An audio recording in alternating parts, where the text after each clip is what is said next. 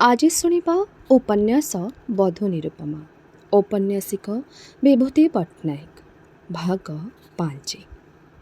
ऑफिसरू फेरिला बेले निर्मलर मन दुखरे भारक्रांत होई रही। सामान्य कथापाई आज से अपदस्थ है। सरकारी चाकरी कलाबेले अनेक थर अनेक कथारे से अपदस्थ होइछि, किंतु आजिर घटना ताकू मर्मांतिक जंत्रणा देइछि। निज ऑफिस पाई जने पियोन नियुक्त करिबार कथा समुदाय 11 जन प्रार्थी थिले। सेमानंक मध्यरु जहाको से उपयुक्त मन करिथिला तार नाम से उपरिस्थ हाकिमंक पाखकू सुपारिश करे पठेई देथिला। पियोन नियुक्ति तार निज क्षमतार सीमा मध्यरे, उपरिस्थ हाकिम केवल नामको मात्र ता अनुमोदन करिबा कथा। तार नियुक्ति जे से शेष निष्पत्ति से विषय से निश्चित थिला। से अनुसार से लोकटी को मध्य प्रस्तुत होई ग्रामरू आसिबाकू कहि देथिला। गरीब विधवा पुओ से खुशी रे विहल होई लुगापुटा धरी ऑफिस को आसी जाइथिला। किंतु हठात निर्मलर मन दारुण क्षोभरे उद्वेलित होई उठुथिला। कथाटी चिंता करिबा मात्रे छी कदर्चय सहरकारी चाकिरी। हठात उपर ऑफिसर चिठी आसिला। तार नियुक्ति निष्पत्ति रे उपरिस्थ हाकिम एकमंत रुहंती। चाकरी पाई आउ थरे इंटरव्यू दरकार, कारण ता विरुद्ध रे अभियोग नियुक्ति पाई सुपारिश करिथिबा लोकंक ठारू से लांच नेछि। तार प्रमाण मध्य मिलेछि। क्रोध अपमान रे मिहमान होई पड़िथिला निर्मल। चाकरीरू इस्तफा देई ग्राम को फेरिजिबो बोली से मने मने स्थिर नैथिला। वृद्ध हेड असिस्टेंट को सांत्वना देले। उपरिस्थ हाकिमंक एभली अन्याय मंतव्यर कारण इंगित द्वारा बुझाइबाकू चेष्टा कले। चाकरी पाई प्रार्थी होइथिबा 11 जन लोकंक मध्यरु जणे उपरिस्थ हाकिमंकर निज लोक थिला। ता नाम सुपारिश करा जाई नथिबारु से क्षुण्ण होइछन्ते। लांच नेबा घटना हाकिमंकर सेही चाकरी पाई नथिबा प्रार्थी द्वारा सृष्टि करा जाइछि। निर्मल हेड असिस्टेंट को प्रश्न करिथिला। डेपुटी कलेक्टर हुई जड़े पियोन नियुक्ति अधिकार जदि तार नाही, मात्र मासिक टंका केते सहपाई काहेकि से चाकरी करिबो। हेड असिस्टेंट को अवशिष्ट थिबा स्वल्पपलित पक्व केसर चाकरी जीवनर सुदीर्घ अभिज्ञतार इतिहास से बुझाइथिले। सरकारी चाकरी दायित्वर परिमाप मध्यरे प्रभुत्वर प्रश्न बड़ अबांतर। ताको धरि बसिले आउ जहा करि हो चाकरी करि हुए नाही। सेथिपाई एसबु कथा को गंठी पकई बसिबा उचित नुहे। निर्मलर मन बुझी नथिले भी मस्तिष्क बुझीथिला से कथार निष्ठुर वास्तवता। क्षुण्ण आहत मनरे से बसा को फेरुथिला। बसार निकटवर्ती होई से कबाट झंझीर झणझण कला। श्यामली भाउज कबाट खोली अप्रतिभ हेले। कहिले मु भाबिथिली से बोली। कॉलेज छुट्टी हेबा बेल अनेक समयरू गड़ी गलाड़ी। एते बेल जे से कले कुआड़े। ता आगरू अनिरुद्ध बसाको आसे। अनिरुद्ध आसीथिबे बोली भाबी श्यामली भाउज कबाट खोलिथिले।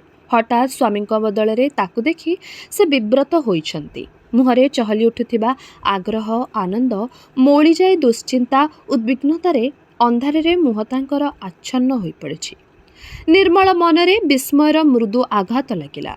कॉलेज फेरंता स्वामी पाई नीति देखुथिबा पत्नींकर आग्रहर आकुलता लक्ष्य करी से चकिता होइथिला। निरुपमार कथा तार मने पड़िथिला। कर्म क्लांत जीवनर अवसन्नता परे पत्नीर प्रणय मधुर सान्निध्य ताकू किपरि अमृत भली मने हेला। जीवनर सब दुर्योग्य दुख भूली हो जाए स्त्रीर हस हस मुह देखिले। पत्नीर प्रेम अवसाद जड़ित मनरे नूतन जीवन शक्तिर संचार करे। अनिरुद्ध से दृष्टि भाग्यवान, किंतु से निजे निरुपमा आज जदि ता पाखरे थांता सरकारी दास जीवनर एक हलाहल से आरोहण करने मन को तार भरी दियंता अंतहीन अमृतरे। जीवनर जंत्रणा से भूलंता, बुझंता सरकारी चाकरी तार जीविका, पारिवारिक जंजाल तार जीवन। सरकारी चाकरी क्षेत्र में जदि से जने परास्त सैनिक, सांसारिक जीवन रे से जने विजय वीर, किंतु ताकू से कथा बुझाई पाई पाखरे तार स्त्री नहीं, जाकू से जीवन भली भल पाए। निरुपमा उपरे पुणी थरे मने मने विरक्त हो उठिला निर्मल।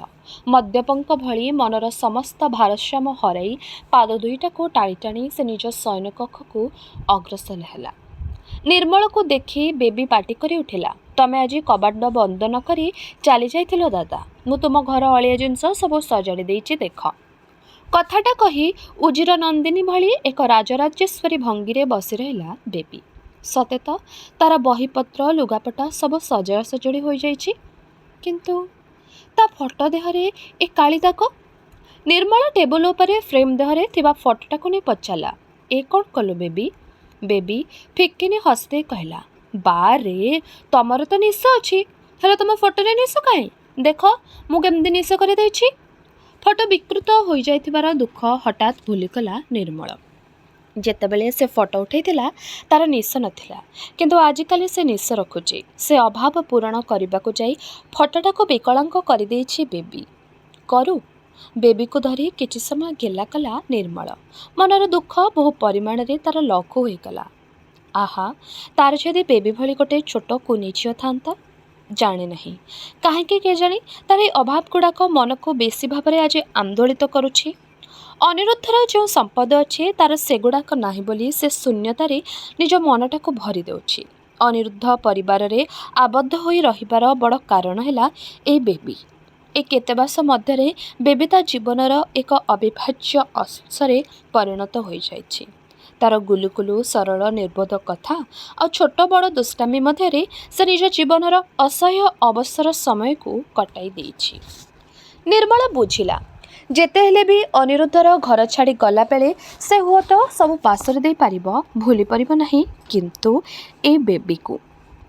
ବେବୀ କେବଳ ଅନିରୁଦ୍ଧ ଆଉ ଶ୍ୟାମଳୀ ଭାଉଜଙ୍କ ଝିଅ ନୁହେଁ, ସେ ଦୁହିଁଙ୍କ ମଧ୍ୟରେ ଥିବା ଅନେକ ବୈଷମ୍ୟ ମଧ୍ୟରେ ସେ ହେଉଛି ଏକ ସନ୍ଧିପତ୍ର। ଅନେକ ଥର ସେ ଲକ୍ଷ୍ୟ କରିଛି ଏ ବେବୀକୁ ହିଁ କେନ୍ଦ୍ର କରି ସ୍ୱାମୀ ସ୍ତ୍ରୀଙ୍କ ମଧ୍ୟରେ ଘଟିଥିବା ଅନେକ ମତାନ୍ତର ଭୋର କୁହୁଡ଼ି ଆଉ ପାଣିର ଗାର ଭଳି ଲିଭିଯାଇଛି। ଅନିରୁଦ୍ଧର ପରିବାରରେ ଅମୂଲ୍ୟ ସମ୍ପଦ ହେଉଛି ଏ ବେବୀ। ବେବୀକୁ ଦୀର୍ଘ ସମୟ ଧରି ବିହଳିତ ମନରେ ଚୁମ୍ବନ ଭରିଦେଲା ନିର୍ମଳ। ଛଟପଟ ହୋଇ ବେବୀ କହିଲା, ଆରେ ଛାଡ଼, କାଟୁଛି। ଇସ୍, ତମର ଏହି ନିଶ ଗୁଡ଼ାକ କେତେ ଟାଣ, କଣ୍ଟା ଭଳି ଫୋଡ଼ି ହୋଇଯାଉଛି। ନାଇଁ, ତମେ ନିଶ ଗୁଡ଼ାକ କାଟିଦିଅ, ମୁଁ ତୁମ ଫଟୋରୁ ସେ ନିଶ ଚୂନ ବୋଳିକିନା ଲିଭେଇ ଦେବି। ବେବୀକୁ ଛାଡ଼ିଦେଇ ଆଉ ଥରେ ମନଭରି ହସିନେଲା ନିର୍ମଳ। ବେବୀ ମଧ୍ୟ ଛାଟିପିଟି ହୋଇ ବାହାରକୁ ପଳାଇଲା। ଅନିରୁଦ୍ଧ ଆସିଛି ବୋଧହୁଏ। ଶ୍ୟାମଳୀ ଭାଉଜଙ୍କ କଠୋର କଣ୍ଠସ୍ୱର ଶୁଭୁଛି, କଲେଜ ତ ଘଣ୍ଟାଏ 2 ଘଣ୍ଟା ହେଲା ଶେଷ ହେଲାଣି, ଏତେବେଳେ ଯାଏ କ'ଣ ହେଉଥିଲା? ଅନିରୁଦ୍ଧ କୈଫିୟତ ଦେଉଛି, କାହିଁକି ପାଟି କରୁଛ ଭଲା, ଗୋଟେ ଜରୁରୀ ମିଟିଂ ଥିଲା ପରା। ବେବୀର ପାଟି ଶୁଭୁଛି, ଚକୋଲେଟ୍ କାହିଁ ବାପା? ନିର୍ମଳର ଘରେ ଶୂନ୍ୟ ପଡ଼ିଛି, ମନ ମଧ୍ୟ ନିଶୂନ। ନା, ସେ ଶୂନ୍ୟତାକୁ ଦୂର କରିବ, ପାଖକୁ ଆଣିବ ନିରୁପମାକୁ, ଯେମିତି ହେଉ, ଯେପରି ଭାବରେ ହେଉ। କିନ୍ତୁ କେମିତି? ଦେହ ଅସୁସ୍ଥ କଥା କହିଲେ ପାଖ ଡାକ୍ତରଖାନା କଥା ମନେ ପକାଇଦେଲା ନିରୁପମା। ଖାଇବା ଅସୁବିଧା କଥା କହିଲେ ଉଠାଇବ ପୂଜାରୀ ରଖିବା କଥା। ଦେହ କଥା, ସ୍ୱାସ୍ଥ୍ୟ କଥା କହି ସ୍ତ୍ରୀକୁ ସବୁଦିନେ ପାଖକୁ ଟାଣି ହୁଏ ନାହିଁ। ସେ କୌଶଳ କ୍ଷୁର ଧାରା ଦନ୍ତରା ହୋଇଯାଇଛି, ତାକୁ ଆବିଷ୍କାର କରିବାକୁ ହେବ। ନୂତନ ଶାଣିତ କୌଶଳ, ଯେଉଁଥିରେ ନିରୁପମାର ମନ ହେବ କ୍ଷତ ବିକ୍ଷତ।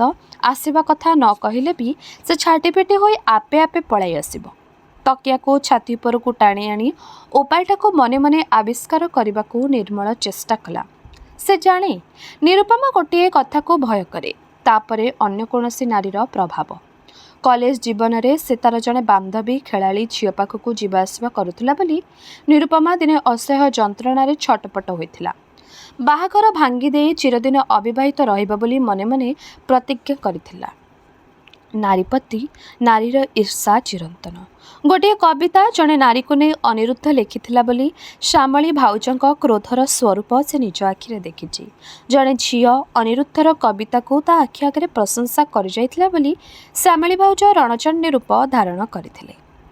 ସେ ଚେଇଁ ରହିଥିବା ଈର୍ଷାର ରାକ୍ଷାସୁଣୀକୁ ନିରୁପମା ମନରେ ଆଉ ଥରେ ଜଗାଇଦେବ ନିର୍ମଳ। ତାହେଲେ ଡାହାଣୀ ଛଡ଼ାଇବା ପାଇଁ ତା ପାଖକୁ ସେ ଛୁଟି ଆସିବ। ନିର୍ମଳ ମନେ ମନେ ହସିଲା। ସ୍ୱାସ୍ଥ୍ୟ ପରିଦର୍ଶିକା ମିସ୍ ବାନାର୍ଜୀଙ୍କ ମୁହଁର ଛବି ତା ଆଗରେ ଭାସି ଉଠିଲା। ସେ ଛଳ ଛଳ ସମୁଦ୍ର ନୀଳ ଆଖି, ଶିଳ୍ପୀର ହାତ ଅଙ୍କା ଛବି ଭଳି ସୁନ୍ଦର ମୁହଁ, ତାକୁ ନେଇ ଚିଠିର ଗୋଟିଏ କାହାଣୀ କଥାବସ୍ତୁ ସେ ଗଢ଼ି ତୋଳିବେ। ନିରୁପମାର ଆଖିରେ ସେ ସୃଷ୍ଟି କରିବ ନୂତନ ପ୍ରହେଳିକା। ନିର୍ମଳ ହସିଲା। ନିରୁପମାର ଈର୍ଷା କାତର ସରଳ ସୁନ୍ଦର ହୃଦୟର ଅନ୍ୟ ଏକ ରୂପ ଉଦ୍ଭାସିତ ହୋଇ ଉଠିଥିଲା ତା ଆଖି ଆଗରେ। ଲଣ୍ଠନର ଆଲୁଅ ଫିକା ଫିକା ମନେ ହେଉଛି। ନା, ନିରୁପମା ଆଖିର ଜ୍ୟୋତି ବୋଧହୁଏ ମହଳନ ପଡ଼ି ଆସିଲାଣି। ରୋଷେଇ ଧୂଆଁରେ ନିଦେ ଆଖିରୁ କମ୍ ପାଣି ବହୁନାହିଁ ତ? ମିଛ, ସେ କଥା ବି ନୁହେଁ। ତା ନିଜ ମନ ଆଜି କାହିଁକି ଅକାରଣରେ ଉଣାପଡ଼ି ଯାଉଛି। ସେଥିପାଇଁ ଚିଠିକୁ ପଢ଼ିବାକୁ ଚେଷ୍ଟା କରି ସେ ବୁଝିପାରୁନାହିଁ ନିରୁପମା। ମନରେ ସନ୍ଦେହ ହେଉଛି, ସେ ଭୁଲ ପଢ଼ିଲା କି ଚିଠି? ଏଥର ଚିଠିରେ କେବଳ ସେ ଗୋଟେ କଥା, ହେଲ୍ଥ ଭିଜିଟର୍ସ ମିସ୍ ବାନାର୍ଜୀ ସବୁବେଳେ ତା ପାଖାପାଖି ରହୁଛନ୍ତି। ଦେଖିବାକୁ ଭାରି ସୁନ୍ଦରୀ। ଏତେ ସୁନ୍ଦରୀ ଝିଅ କୁଆଡ଼େ ଆଉ କେବେ ଜୀବନରେ ସେ ଦେଖିନଥିଲେ। ଖାଇବା ପିଇବାର ତତ୍ତ୍ୱ ସେ ବୁଝୁଛନ୍ତି। ତାଙ୍କ ଦେହ ଖରାପ ହେଲେ ନିଜେ ଛୁଟି ନେଇ ତାଙ୍କର ଚିକିତ୍ସା କରୁଛନ୍ତି। ଭାରି ଆପଣାର ମନେ ହେଉଛନ୍ତି ମିସ୍ ବାନାର୍ଜୀ। ଆକ୍ଷରିକ ଅର୍ଥରେ ସେ କୁଆଡ଼େ ତାଙ୍କର ପ୍ରକୃତ ସ୍ୱାସ୍ଥ୍ୟ ପରିଦର୍ଶିକା ହୋଇଛନ୍ତି। ଚିଠିର ସେ ଅଂଶତକ ପଢ଼ି ନିରୁପମା ଆଶ୍ୱସ୍ତ ହେଲା। ଯାହା ହେଉ, ପାଖରେ ଜଣେ ସ୍ନେହିମଳିଆ ଅଛନ୍ତି। ଆପଣାର ଭାବି ଖବର ଅନ୍ତର ବୁଝିଛନ୍ତି। କିନ୍ତୁ ତାପରେ ବିଶ୍ୱାସ କର, ତମେ ଆଉ ମୋର ମୋଟେ ମନେ ପଡ଼ୁନ ନିରୁ। ତମେ ଆଶ୍ୱସ୍ତ ହେବ ଏକଥା ଶୁଣି। କାରଣ ଆଗେ ଟିକେ କଥାରେ ତମେ ମନେ ପଡ଼ୁଥିଲ। ସ୍ନେହକାଙ୍ଗଳ ମନ ମୋର ଅସୁସ୍ଥ ହୋଇପଡ଼ୁଥିଲା। ମନର ସେ ଅସୁସ୍ଥତାକୁ ଦୂର କରିଛନ୍ତି ସ୍ୱାସ୍ଥ୍ୟ ପରିଦର୍ଶିକା ମିସ୍ ବାନାର୍ଜୀ। ଦୟାକରି ଏସବୁ କଥାକୁ ଭୁଲ ବୁଝିବ ନାହିଁ। ନିରୁପମା ଚିଠିରୁ ମୁହଁ ଫେରାଇ ବାହାରକୁ ଚାହିଁଲା। ତାକୁ ସେ ଭୁଲିଛନ୍ତି? ବିଶ୍ୱାସ ହୁଏ, ପୁଣି ହୁଏ ନାହିଁ। କେଉଁ ସ୍ୱାସ୍ଥ୍ୟ ପରିଦର୍ଶିକା ମିସ୍ ବାନାର୍ଜୀ ତାକୁ ମନରୁ ଭୁଲାଇ ଦେଇଛି? ମିଛ, ସହିବାର ମିଛ। ଏସବୁ କେବଳ ତାକୁ ଆଘାତ ଦେବା ପାଇଁ ତାଙ୍କର ଲେଖା। ଆଘାତ ଦେଇ କ'ଣ ମନର ଓରିମାନ ଏବେ ସୁଦ୍ଧା ମେଣ୍ଟି ନାହିଁ? ଆଘାତ ଉପରେ ପୁଣି ଆଘାତ। ନିରୁପମାର ମନଟା ଅଭିମାନରେ କରୁଣ ହୋଇ ଉଠିଲା। ସେ ଜାଣେ ନିର୍ମଳ ନିଜର ଚରିତ୍ର, ନିଜର ଯୋଗ୍ୟତା ଆଉ ଶକ୍ତିକୁ ସବୁବେଳେ ଛୋଟ କରି ଅନ୍ୟ ଆଗରେ କହିବାକୁ ଭଲ ପାଆନ୍ତି। ତାଙ୍କ ମୁହଁରୁ ନିଜର ପ୍ରଶଂସା ସେ କେବେ ଶୁଣେ ନାହିଁ। ନିଜ ମୁହଁରେ ନିଜର ନିନ୍ଦା, ଅନ୍ୟର ପ୍ରଶଂସା କରିବା ତାଙ୍କର ଗୋଟାଏ ଅଭ୍ୟାସ। ନିଜକୁ ଅନ୍ୟ ପାଖରେ ଏମିତି ଛୋଟ ନ କରି କହିବାକୁ କହିଲେ ସେ ପ୍ରଗଳ୍ଭ ଭଳି ହସନ୍ତି। କହନ୍ତି, ଯେଉଁମାନେ ନିଜେ ଛୋଟ ସେମାନେ ଅନ୍ୟ ଆଗରେ ନିଜକୁ ବଡ଼ କରି ପ୍ରକାଶ କରିବାକୁ ଭଲ ପାଆନ୍ତି। ସେମାନେ ହିପୋକ୍ରେଟ୍, ପ୍ରବଞ୍ଚକ। ନିଜକୁ ଅଯଥାରେ ଅନ୍ୟ ଆଗରେ ବଡ଼ କରି ପ୍ରକାଶ କରିବାର ନିଃସହାୟ ଆତ୍ମପ୍ରବଞ୍ଚନାଠାରୁ ନିଜକୁ ସାନ କରି ବିନୀତ ବଶବମ୍ବ ଭାବରେ ଉପସ୍ଥାପିତ କରିବାରେ ଅନେକ ଆନନ୍ଦ, ଅନେକ ଅହଙ୍କାର ମଧ୍ୟ ଅଛି। କିନ୍ତୁ ନିଜ ଚରିତ୍ରକୁ ଏପରି କି ନିଜ ସ୍ତ୍ରୀ କରେ? ନିରୁପମା ହଠାତ୍ ନିଜ ଉପରେ ପୁଣି ଥରେ ବିରକ୍ତ ହୋଇ ଉଠିଲା। କ'ଣ ବା ସେ ଏମିତି ଲେଖିଛନ୍ତି ଯେ ସେ ତାଙ୍କ ଉପରେ ଏତେ ବିରକ୍ତ ହେଉଛି? ସେ ନିଜେ ଜଣେ ପଦସ୍ଥ ସରକାରୀ କର୍ମକର୍ତ୍ତା, ଡେପୁଟି କଲେକ୍ଟର। ସ୍ୱାସ୍ଥ୍ୟ ପରିଦର୍ଶିକା ହୁଏତ ତାଙ୍କର ଅଞ୍ଚଳରେ କାର୍ଯ୍ୟ କରୁଛନ୍ତି। ସେମାନଙ୍କ ଭିତରେ ବନ୍ଧୁତା, ଆତ୍ମୀୟତା ଗଢ଼ି ଉଠିବାରେ ଅସଙ୍ଗତି କ'ଣ ଅଛି? ଆଉ ସେ ତାକୁ ଭୁଲି ଯାଇଛନ୍ତି? ଅଳ୍ପ ହସି ନିରୁପମା ଏଥର ନିଜର ନୟନ ମୁଦ୍ରିତ କଲା। ଆଖି ଆଗରେ ତାର ନାଚିଗଲା ଅଶୁଭ ରାତ୍ରିର ଅନ୍ଧକାର ଭଳି ଘଟିଯାଇଥିବା ସେସବୁ ଦୁର୍ଘଟଣାର ଦୃଶ୍ୟ। ସେଦିନ ସେ ଥିଲା ଭାରି ସ୍ପର୍ଶକାତର।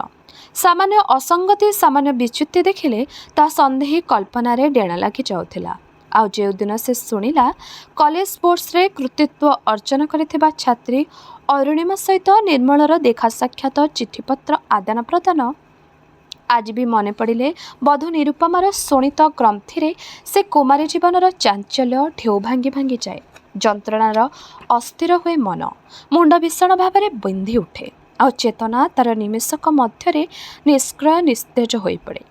ସେସବୁ ଯନ୍ତ୍ରଣା କାତର ବେଦନା ବିଧୁର ଦିନଗୁଡ଼ିକର ଅସହ୍ୟ ସ୍ମୃତି ଆଉ ଥରେ ସ୍ମରଣ କରିବାକୁ ସାହସ କରେ ନାହିଁ ନିରୁପମା। ସାଙ୍ଗମାନଙ୍କ ଅପପ୍ରଚାରକୁ ବିଶ୍ୱାସ କରି ଅରୁଣିମାର ଚିଠି ପଢ଼ି ସତକୁ ସତ ସେ ପାଗଳିନୀ ହୋଇ ଉଠିଥିଲା। ସ୍ଥିର କରିଥିଲା ଆତ୍ମହତ୍ୟା କରିବା ପଛକେ ନିର୍ମଳକୁ ବିବାହ କରିବ ନାହିଁ।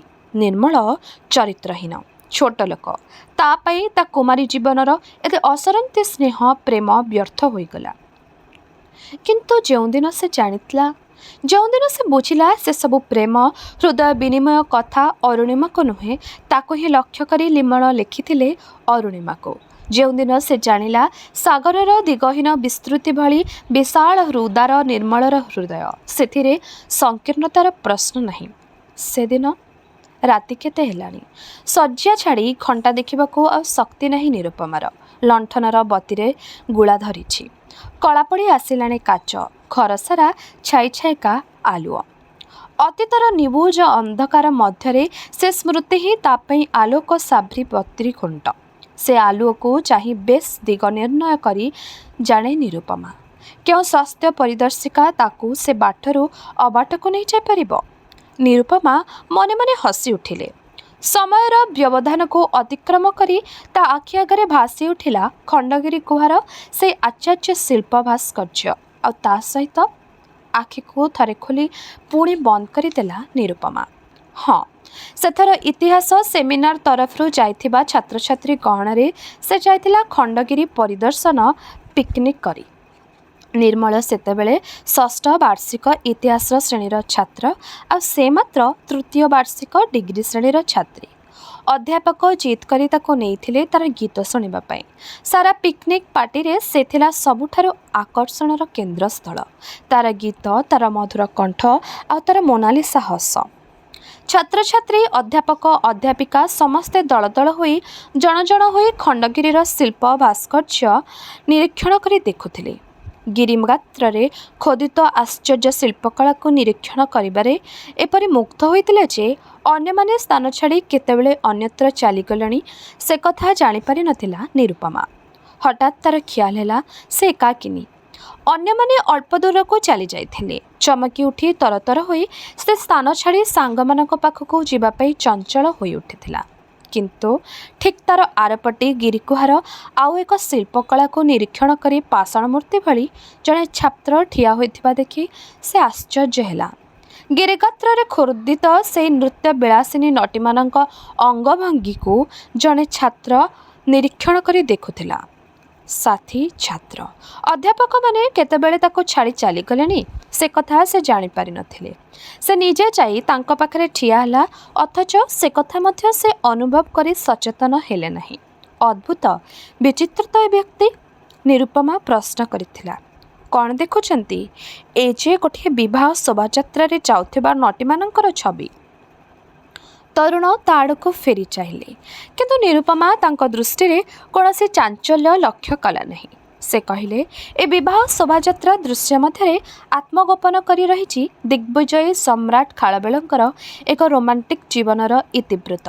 ସେ ଇତିହାସ ଖାରବେଳଙ୍କ ରୁକ୍ଷ କଣ୍ଠରେ ହିଂସ୍ର ହୃଦୟ ମଧ୍ୟରେ ଆତ୍ମଗୋପନ କରିଥିବା ଭାବଚ୍ଛକର ପ୍ରତୀକ। ପାଷାଣ ଗାତ୍ରରେ ଲିପିବଦ୍ଧ ହୋଇଛି ସେ ବିଦଗ୍ଧ ପ୍ରଣୟର କାହାଣୀ।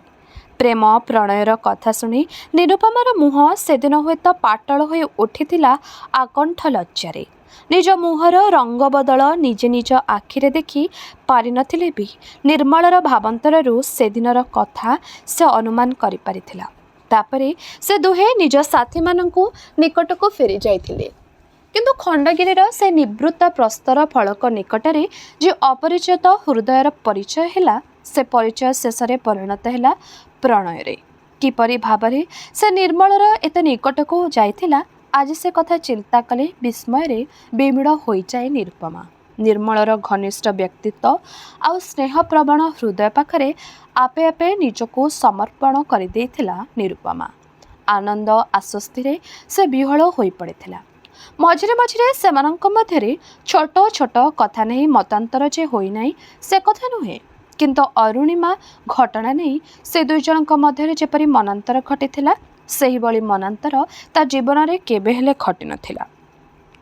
ସେ କିଛିଦିନ ମର୍ମଦାୟୀ ଯନ୍ତ୍ରଣାରେ କଟାଇଥିଲା ନିରୁପମା। ନିର୍ମଳର ଚରିତ୍ରକୁ ସନ୍ଦେହ କରିବା ଫଳରେ ତାର ଜୀବନ ଯୌବନ କିପରି ଏକ ଅସହାୟ ହାହାକାର ଭରି ଉଠିଥିଲା। ନିଜ ଜୀବନ ତାକୁ ମନେ ହୋଇଥିଲା ଘାସଫୁଲ ଭଳି ତୁଚ୍ଛ, ହେୟ। ଜୀବନ ଯନ୍ତ୍ରଣାର ତିକ୍ତ ଅନୁଭୂତି ଦେଇ ସେ ବୁଝିପାରିଥିଲା ନିଜ ପ୍ରିୟଜନର ଚରିତ୍ରକୁ ସନ୍ଦେହ କଲା ଭଳି ଯନ୍ତ୍ରଣାଠାରୁ ନାରୀ ପାଇଁ ବଡ଼ ଯନ୍ତ୍ରଣା ଦୁଃଖ କିଛି ଆଉ ନାହିଁ। ଅରୁଣିମା ପ୍ରସଙ୍ଗ ନେଇ ନିର୍ମଳର ଚରିତ୍ରକୁ ସନ୍ଦେହ କରିବା ଫଳରେ କିନ୍ତୁ ସେ ନିର୍ମଳ ଚରିତ୍ରର ଗୋଟିଏ ବଡ଼ ଦିଗକୁ ବୁଝିବାକୁ ସକ୍ଷମ ହୋଇଥିଲା। ନିର୍ମଳ ଚରିତ୍ର ବ୍ୟକ୍ତିତ୍ୱ ଯେ କାଚପାତ୍ର ଭଳି ଭଙ୍ଗୁର ନୁହେଁ, ବ୍ୟାପକ ଏକ ଜୀବନବୋଧର ଗଭୀରତାରେ ତାର ଚରିତ୍ର ଯେ ସୁଗଠିତ, ଏଥିରେ ତାର ତିଳେ ହେଲେ ସନ୍ଦେହ ରହିଲା ନାହିଁ। କାରଣ ସନ୍ଦେହ ହିଁ ଯନ୍ତ୍ରଣା, ବିଶ୍ୱାସ ହେଉଛି ଜୀବନ। ଆଉ ସେ ନିଜେ ଯଦି ଠିକ୍, ସତ୍, ନିର୍ମଳ କେବେ ହେଲେ ଅବାଟରେ ଯାଇପାରିବ ନାହିଁ। ନାରୀର ସତୀତ୍ୱ ସାଧୁତା ହିଁ ପୁରୁଷକୁ ବଳିଷ୍ଠ ଉଜ୍ଜଳ କରି ତୋଳେ। ନିରୁପମା ସେଦିନ ସେ ପଥକୁ ଆଉଥରେ ମନେ ମନେ ପୁନରାବୃତ୍ତି କଲା। ନିଜକୁ ନିଜେ ପ୍ରଶ୍ନ କଲା, ତେବେ କାହିଁକି ଆଜି ସେ ନିର୍ମଳର ଚିଠି ଖଣ୍ଡିକ ପାଇଁ ଏତେ ବିଚଳିତ? ସେ କ'ଣ ତା ସହିତ ଏତେ ଦିନ ଘନିଷ୍ଠ ହେବା ପରେ ବି ତାକୁ ବୁଝିନଥିଲା? ଏ ଚିଠି ଖଣ୍ଡିକ ତାକୁ ବୁଝିବା ପାଇଁ ଏକମାତ୍ର ପାଥେୟ। ନିରୁପମା ମନେ ମନେ ପୁଣି ଥରେ ହସିଲା। ନିର୍ମଳକୁ ମନେ ମନେ ପୁଣି ଥରେ କ୍ଷମା କଲା। ତମେ ମୋତେ ଯେତେ ଭୁଲ ବୁଝାଇବାକୁ ଚେଷ୍ଟା କଲେ ବି ମୁଁ ଭୁଲ ବୁଝିବି ନାହିଁ। ନାରୀ ଜୀବନରେ ଥରେ ମାତ୍ର ଭୁଲ କରେ। ଅରୁଣିମା ସହିତ ତମ ସମ୍ପର୍କକୁ ଥରେ ସନ୍ଦେହ କରି ସେ ଭୁଲର ପ୍ରାୟଶ୍ଚିତ ମୁଁ କରିଛି। ମୋତେ ପୁଣି ଥରେ ସେଇ ଭୁଲ କରିବା ପାଇଁ ତମେ ଉତ୍ସାହିତ କରିପାରିବ ନାହିଁ। ମୋର ସ୍ନେହ ଭଲ ପାଇବା ଯଦି ଗଭୀର ବିଶୁଦ୍ଧ କୌଣସି ସ୍ୱାସ୍ଥ୍ୟ ପରିଦର୍ଶିକା ମୋତେ ତମ ମନରୁ ଦୂରେଇ ଦେଇପାରିବ ନାହିଁ। ରାତ୍ରିର ଆକାଶରେ ପାହାନ୍ତିର ଭୀରୁ ତାରକା ଭଳି ମୁଁ ଉଜ୍ଜଳ ଦୀପ୍ତିରେ ତମ ମନ ଆକାଶରେ ଉଦ୍ଭାସିତା ହେଉଥିବି। ତଥାପି ନିରୁପମାର ମନ ଅବୁଝା ରହିଲା। ସତେ କ'ଣ ତାଙ୍କ ଦେହ ଭଲ ରହୁନାହିଁ? ଗ୍ରାମ ଦେବତୀଙ୍କ ପାଖରେ ମନେ ମନେ ମାନସିକ କରି ନିରୁପମା ଶୋଇବାକୁ ଚେଷ୍ଟା କଲା। ଲଣ୍ଠନ ଆଲୁଅ କେତେବେଳେ ଆପେ ଆପେ ତେଲ ଅଭାବରେ ଲିଭିଗଲାଣି। ରାତ୍ରିର ଅନ୍ଧକାରରେ ସାରା ଘର ଭରିଯାଇଛି। ରାତି ବୋଧହୁଏ ଖୁବ୍ ବେଶୀ ହେଲାଣି। ସକାଳୁ ସକାଳୁ ନନାକୁ ଦେଖି ତାଟକା ହୋଇଗଲା ଓଷି। ନନା କ'ଣ ତେବେ ରାତିରୁ ଏଠାକୁ ଆସିଛନ୍ତି? ଚତୁର୍ଭୁଜ ମିଶ୍ରେ ଛତା ଓ ବାଡ଼ି ଝିଅ ହାତକୁ ବଢ଼ାଇ ଦେଇ ପଚାରିଲେ, ଭଲ ଅଛୁ ତ ମା? ନାନୀ କାହିଁ? ନାନୀ ଆର ଘରେ ଧାନ ହିସାବ ରଖୁଛନ୍ତି। ନୂଆ ବୋଉ ଗାଧୋଇ ଯାଇଛନ୍ତି, ଫେରି ନାହାନ୍ତି। ଓଷି କହିଲା। ନାନୀଙ୍କୁ ଡାକିଦେବି ନନା?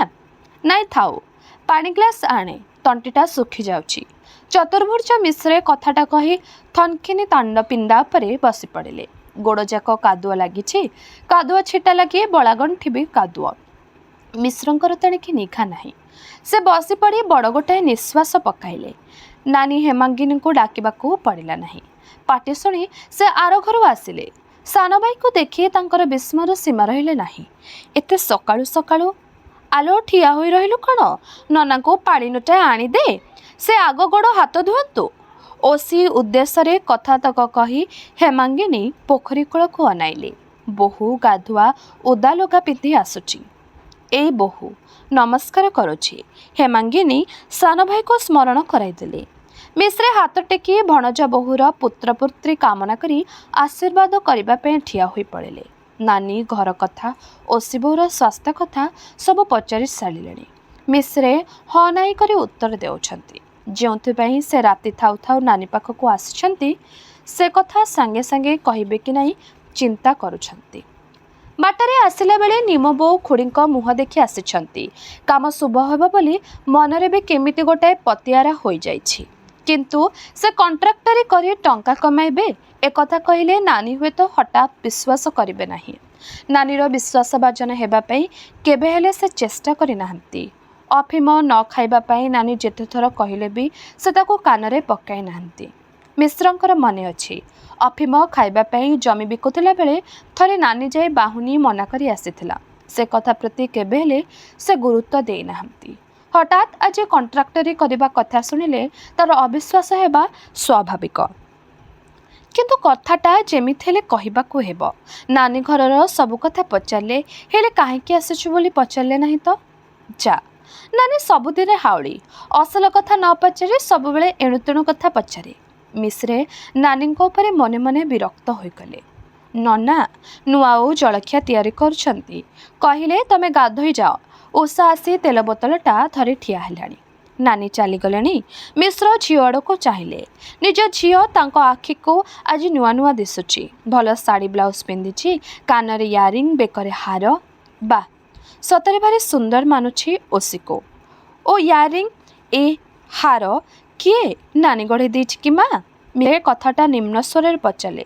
ନନାଙ୍କ ପାଖରେ ଲାଜିଗଲେ ଓଷା। କହିଲା, ନାଇଁ, ନୂଆ ବୋଉ ତାଙ୍କ ହାର ୟାରିଂ ପିନ୍ଧାଇ ଦେଇଛନ୍ତି। ତମେ ତେଲ ନବଟି ନନା? ମିଶ୍ରେ ନିଜ ଝିଅର କଥାଟା ବିଶ୍ୱାସ କଲେ ନାହିଁ।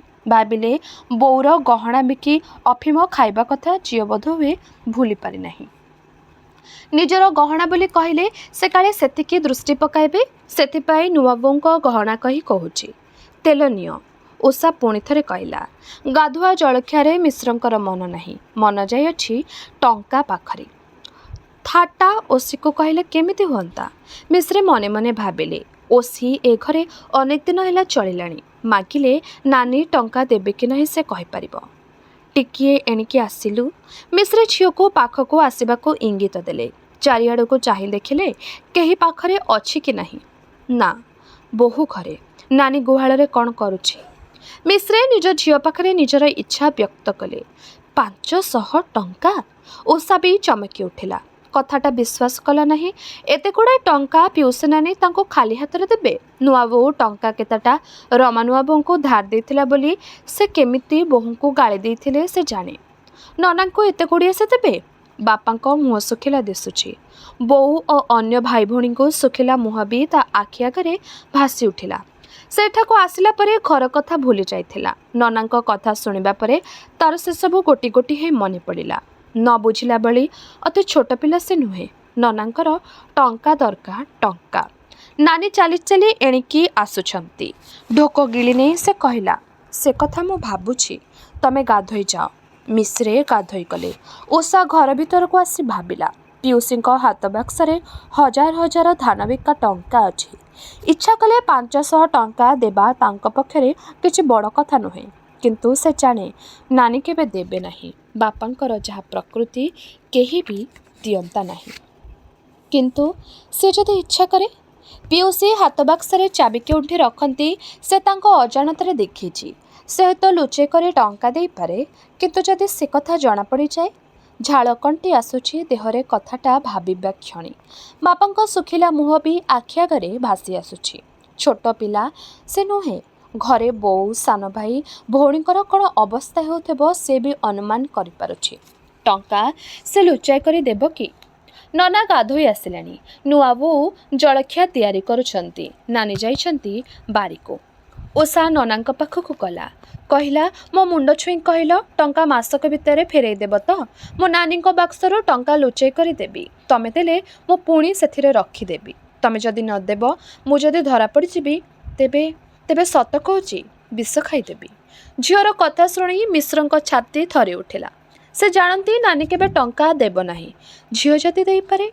ଓଷାର ଆଖି ଛଳଛଳ ହୋଇ ଆସୁଛି। ଥରି ଉଠୁଛି ବି ମିଶ୍ରଙ୍କର ଛାତି ଭିତର। ସେ ଝିଅର ହାତ ଧରି କହିଲେ, ତୁ ଦେଇପାରିବୁ? ଦେଇପାରିବୁ? ମୁଁ ସତ କହୁଛି ମା, ମାସକ ଭିତରେ ମୁଁ ଟଙ୍କା ଦେଇଦେବି। ପାରାଦୀପରେ କଣ୍ଟ୍ରାକ୍ଟରି କରି ଲୋକେ ରାତିକ ଭିତରେ ବାଦଶାହ ହୋଇଯାଉଛନ୍ତି। ନୂଆବୋହୂଙ୍କ ଡାକ ଶୁଭୁଛି। ଜଳଖିଆ ବଢ଼ା ହେଲାଣି। ମିଶ୍ରେ ଜଳଖିଆ ଖାଇବା ପାଇଁ ଉଠିଗଲେ। ରାତିରେ ଆଉ ଉଷାକୁ ନିଦ ନାହିଁ। ସେ ଶଯ୍ୟାରେ ଉଠିବାକୁ ଚେଷ୍ଟା କରୁଛି, କାଳେ କିଏ ଚେଇଁଥିବ ବୋଲି ପୁଣି ଶୋଇପଡ଼ୁଛି।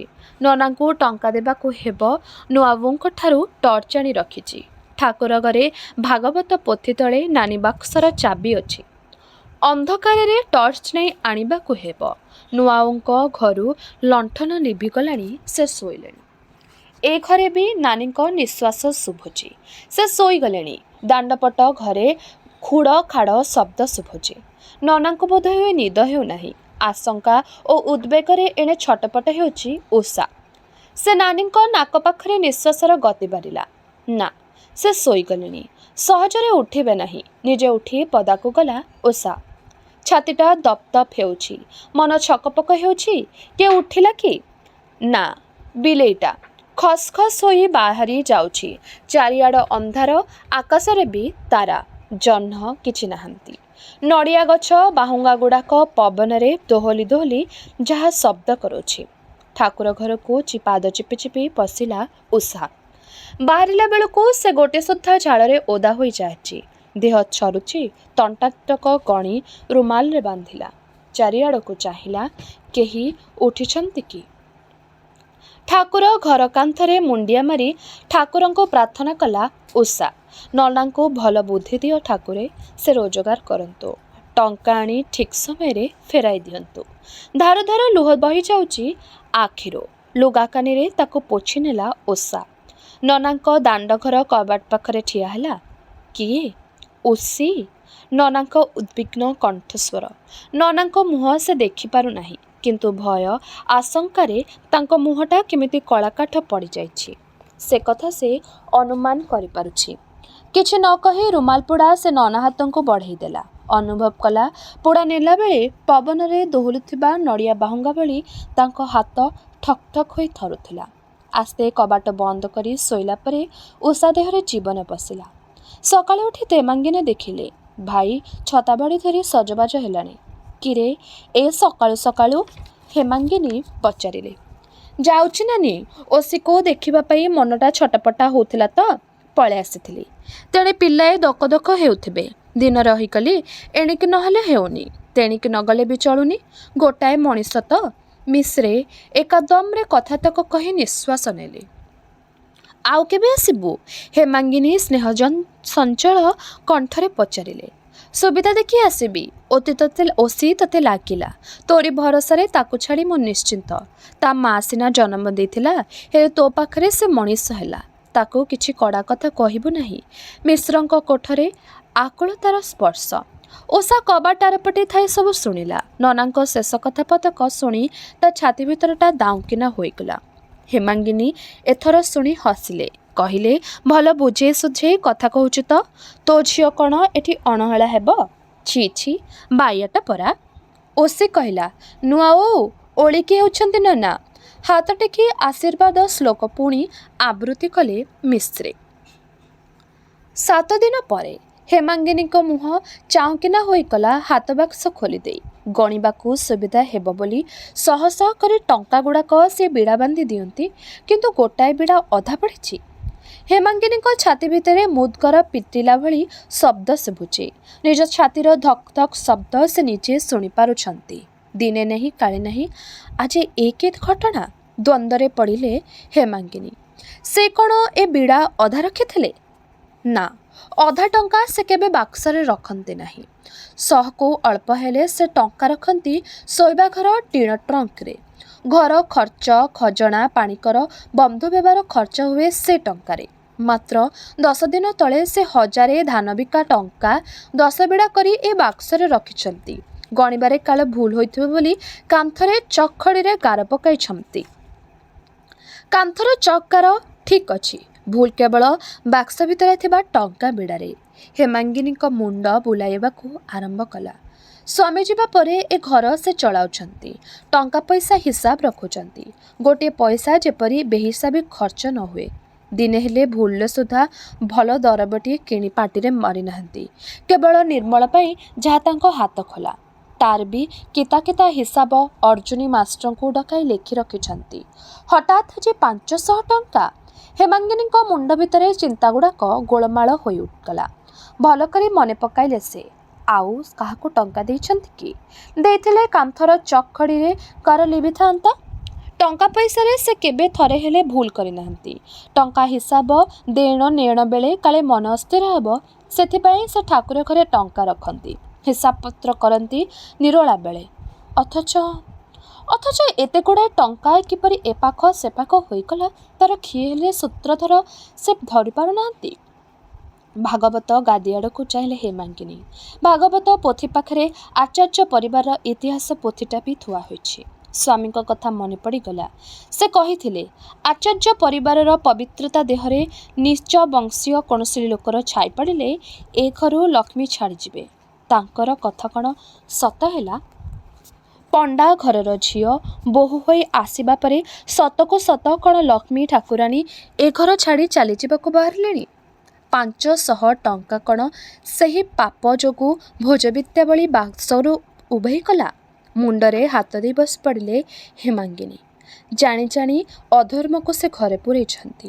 ପୁଅ ମନରେ କଷ୍ଟ ଦେବେ ନାହିଁ ବୋଲି ନିଜ ବଂଶର ଝିଅକୁ ବୋହୂ ରୂପେ ସେ ସ୍ଥାନ ଦେଇଛନ୍ତି। ହଠାତ୍ ଗୋଟାଏ କଥା ଚାଉଁକିନା ମନେ ପଡ଼ିଗଲା ହେମାଙ୍ଗିନୀଙ୍କର। 3 ଦିନ ତଳେ ବୋହୂ ବାପଘରୁ ଶଙ୍ଖୁଳା ଭାର ଆସିଥିଲା। ବାପଘର ଗାଁରୁ ଆସିଥିବା ବାରିକ ସାଙ୍ଗରେ କ'ଣ ନିରୋଳାରେ କଥାଭାଷା ହେଉଥିଲା ବୋହୂ। ବାପଘର ଲୋକଙ୍କ ସାଙ୍ଗରେ ବୋହୂ କଥାଭାଷା ହେବା ବେଳେ ଶାଶୁ ପାଖରେ ରହିବା କଥା ନୁହେଁ। ତଥାପି ହେମାଙ୍ଗିନୀଙ୍କ ମନ କାହିଁକି କେଜଣ ଛକପକ ହେଲା। ବୋହୂକୁ ବେଳେବେଳେ ରାଗ କରି କଥା ଯେ ସେ ନ କହିଛନ୍ତି ତା ନୁହେଁ। ସେ କଥା କାଳେ ବାପଘରକୁ ବୋହୂ ଖବର ପଠାଉଥିବ, ସେ ଆଶଙ୍କାରେ ତାଙ୍କ ମନ ହୃଦୟ ସନ୍ଦେହର ଛନ୍ଦି ହୋଇ ପଡ଼ୁଥିଲା। ବୋହୂ ବାପଘର ଲୋକଙ୍କ ସାଙ୍ଗରେ କଥା ହେବା ବେଳେ ଶାଶୁ ଶ୍ୱଶୁର କିମ୍ବା କେହି ଗୁରୁଜନ ରହିବା ସିନା ଉଚିତ ନୁହଁ, କିନ୍ତୁ ନଣନ୍ଦ ରହିଲେ କ୍ଷତି ନାହିଁ। ସେଥିପାଇଁ ତରତର କରି ଓସିକୁ ଡାକି ସେ ବୋହୂ ପାଖକୁ ପଠାଇଥିଲେ। ତାଙ୍କ ଆଖିରେ ସେତେବେଳେ ଦିଶି ଯାଇଥିଲା କ'ଣ ଗୋଟାଏ ଚିଜ ଖାମ୍ରେ ପୁରାଇ ବୋହୂ ବାରିକ ହାତକୁ ବଢ଼ାଇ ଦେଉଥିଲେ। ସେତେବେଳେ ସେ କଥା ଖିଆଲ ହୋଇନଥିଲା ତାଙ୍କର। ବର୍ତ୍ତମାନ ସେ ଦୃଶ୍ୟ ତାଙ୍କ ଆଖିକୁ ଜଳଜଳ ହୋଇ ଦିଶିଲା। 500 ଟଙ୍କା, 500 ଟଙ୍କା। ଉଷା ଖଟ ଉପରେ ଶୋଇ ସ୍ୱେଟର ବୁଣୁଥିଲା। ନୂଆ ବୋହୂ ଶିଖାଇ ଦେଇଛନ୍ତି, ଏବେ ଆପେ ଆପେ ସେ ବୁଣି ଜାଣିଲାଣି। ନାନୀଙ୍କ ଡାକ ଶୁଣି କ୍ରୁଶ କଣ୍ଟାଟା ତା ହାତରେ ପୋଡ଼ି ହୋଇଗଲା। ଅଧାବୁଣା ଉଲ୍ ସ୍ୱେଟରକୁ ଖଟ ଉପରେ ପକାଇ ଦେଇ ସେ ଛୁଟି ଆସିଲା ନାନୀଙ୍କ ପାଖକୁ। ମୋତେ ଡାକୁଥିଲୁ? ହୁଁ, ପାଖରେ ବ। କ'ଣ କହ? ମୋ ସ୍ୱେଟର ଅଧା ହୋଇ ପଡ଼ିଛି। ସତ କହିଲୁ, ବାପଘର ଗାଁ ଭଣ୍ଡାରୀକୁ ନୂଆ ବୋହୂ ସେଦିନ କ'ଣ ଦେଉଥିଲା? କାହିଁ କିଛି ନାହିଁ ତ, କ'ଣ ଆଉ ଦେବେ? ମୋତେ ଆସି 50 ପାଖାପାଖି ହେଲାଣି। ଆଖିରେ ପରଳ ମାଡ଼ିଲାଣି। ତଥାପି ମୋତେ ଦିଶିଲା, ତୋ ଆଖିକୁ ଦିଶିଲା ନାହିଁ? କ'ଣ କହୁନୁ? ସେ ଯେଉଁ ଖାମଟା ଦେଉଥିଲା? ଓ ହଁ, ନୂଆ ବୋହୂ ତାଙ୍କ ବୋଉଙ୍କ ପାଖକୁ ଖଣ୍ଡେ ଚିଠି ଦେଉଥିଲେ। ମୁଁ ସେ ଚିଠି ପଢ଼ିଛି। ଲେଖିଲା ବେଳେ ମୋତେ ଦେଖେଇଥିଲେ। କିଛି ନାହିଁ, ଗାଁର ସବୁ ମା ମାଉସୀଙ୍କୁ ପ୍ରଣାମ, ଭଉଣୀମାନଙ୍କୁ ସ୍ନେହ, ଏଇଥିରୁ ଗୁଡ଼ାଏ। ଆଉ ଏଠି ଭାରି ଭଲ ଅଛନ୍ତି, ଏମିତି କ'ଣ? ହେମାଙ୍ଗିନୀଙ୍କ ମୁହଁ ବିକୃତ ହୋଇଗଲା। ଓସିଟା ହୁଣ୍ଡିଟାଏ, କିଛି ଜାଣେ ନାହିଁ। ଓସିକୁ ଦେଖାଇ ସେ ଯେଉଁ ଚିଠି ଲେଖିଥିଲା, ସେ ଚିଠି କ'ଣ ସେ ଖାମ୍ରେ ରଖିଥିବ? କଟକି ଛଟକି କଲେଜ ପଢ଼ୁଆ ଚକି ସିଏ। ଦେଖାଇଲା ବେଳକୁ ଭଳିଏ, ଖାମ୍ରେ ପୁରାଇ ଦେଲା ବେଳକୁ ଆଉ ଭଳିଏ। ଆଉ ଶାଶୁ ଘରେ ଭଲ ଅଛି ବୋଲି କେଉଁ ଝିଅ ବାପ ଘରକୁ ଚିଠି ଲେଖେ? ହେମାଙ୍ଗିନୀଙ୍କର ମନେ ପଡ଼ିଲା, ସେ ବି ବୋହୂ ହୋଇ ଆସି ଏଠି ରାଣୀ ଉଆସରେ ଥିଲା ଭଳି ସୁଖରେ ଥିଲେ। ହେଲେ ବାପ ଘରକୁ ସବୁବେଳେ ଖବର ପଠାନ୍ତି ଯମପୁରରେ ଅଛନ୍ତି ବୋଲି। ଆଉ ତାଙ୍କ ବୋହୂ ଚିଠି ଲେଖିଲା ଶାଶୁ ଘରେ ଭଲ ଅଛି ବୋଲି। ଏକଥା କେଉଁ ବୋହୂ ଲେଖେ? ଓସିଟା ହୁଣ୍ଡିଟାଏ। ଯାଉଛି। ଓଷା ଯିବାକୁ ଉଠିଲା। ନା ବସ୍, ଗୋଟେ କଥା ପଚାରିବି। ପଚାରୁନୁ, ଏତେ ଡେରି କରୁଛୁ କାହିଁକି? ସ୍ୱେଟରଟା ଅଧା ବୁଣା ହୋଇ ପଡ଼ିଛି ଲୋ। ନୂଆ ବୋଉ ସେ ଖାମ୍ ଭିତରେ ଟଙ୍କା ପଠେଇଛି? ସତ କହ। କଥାଟା ପଚାରି ହେମାଙ୍ଗିନୀ ଉଷାର ମୁହଁକୁ ତୀକ୍ଷ୍ଣ ଦୃଷ୍ଟିରେ ଚାହିଁଲେ। ଟଙ୍କା କଥା ଶୁଣି ଉଷାର ମୁହଁ ରକ୍ତଶୂନ୍ୟ ହୋଇଗଲା। ନିଜ ମନର ପାପ, ନିଜ ମନର ଭୟ ତା ମୁହଁରୁ ଶୋଷି ନେଲେ ସମସ୍ତେ ରଙ୍ଗ। ବହୁ କଷ୍ଟରେ ସେ କହିଲା, ଟଙ୍କା? ହଁ, ଟଙ୍କା। 100 ନୁହେଁ, 200 ନୁହେଁ, 500 ଟଙ୍କା। ସତ କହ ମୋ ରାଣଟି। ହେମାଙ୍ଗିନୀ ଚାପା ଅଥଚ ତୀକ୍ଷ୍ଣ କଣ୍ଠରେ ପ୍ରଶ୍ନ ପଚାରି ଉଷା ମୁହଁକୁ ଚାହିଁ ରହିଲେ। ଉଷା ମୁହଁର ରଙ୍ଗ ପରିବର୍ତ୍ତନ ଲକ୍ଷ୍ୟ କରି ତାଙ୍କ ମନର ସନ୍ଦେହ ଦୃଢ଼ୀଭୂତ ହେଲା। ପଣ୍ଡା ଘରର ଝିଅ ସିନ୍ଧି କାଟି ଆଚାର୍ଯ୍ୟ ପରିବାରର ଲକ୍ଷ୍ମୀଙ୍କୁ ବାରିକ ହାତରେ ସତରେ ପଠାଇ ଦେଇଛି। ଉଷାର ଦେହ ଗୋଟି ସୁଦ୍ଧା ଥରୁଥିଲା। ଆଗରେ ଆଖି ମେଲି କରି ଚାହିଁ ରହିଛି ନାନୀ। ଆଖି ଡୋଳା ଦୁଇଟା ରଡ଼ନିଆ ଭଳି ଦପ୍ ଦପ୍ ହୋଇ ଜଳୁଛି। ଭୟରେ ଅଠା ହୋଇ ଆସୁଥିଲା ଉଷାର କଣ୍ଠନଳୀ। ସେ ଢୋକ ଗିଳି କହିଲା, ଟଙ୍କା? ନା, ହଁ ମୁଁ ଜାଣିନି। ଥିବ, ଲଫାପାଟା ମୋଟା ଜଣା ପଡ଼ୁଥିଲା। ତୁ ମୋ ନାମ ନୂଆ ବୋଉଙ୍କୁ କହିବୁ ନାହିଁ, ତୋ ଗୋଡ଼ ତଳେ ପଡ଼ୁଛି। ହେମାଙ୍ଗିନୀଙ୍କ ଆଖିର ପ୍ରଦୀପରେ ଦୃଷ୍ଟିର ଶିଖା ହୁତୁ ହୁତୁ ହୋଇ ଜଳିଲା। ଅନେକ ଦିନର ଅବରୁଦ୍ଧ ରାଗ, କ୍ରୋଧ ଓ ସନ୍ଦେହରେ ବନର ଦାବାଗ୍ନି ଭଳି ପ୍ରଜ୍ୱଳିତ ହୋଇଉଠିଲା ତାଙ୍କ ଦେହ, ମନ ସର୍ବତ୍ର। ଉଷାକୁ ଠେଲି ଦେଇ ସେ ଉଠି ଠିଆ ହେଲେ। ଉଷା ଭୟରେ ଜଡ଼ସଡ଼ ହୋଇଯାଇଥିଲା। ନିରୁପମାର ମନଟା ଆଜି କାହିଁକି କେଜାଣି ଅସୁସ୍ଥ ହୋଇପଡ଼ିଛି। ଗ୍ରାମରୁ ବାରିକ ଆସିଥିଲା। ଶଙ୍ଖୁଳା ଭାର ନେଇ ଗୌଡ଼ ବି ଆସିଥିଲେ।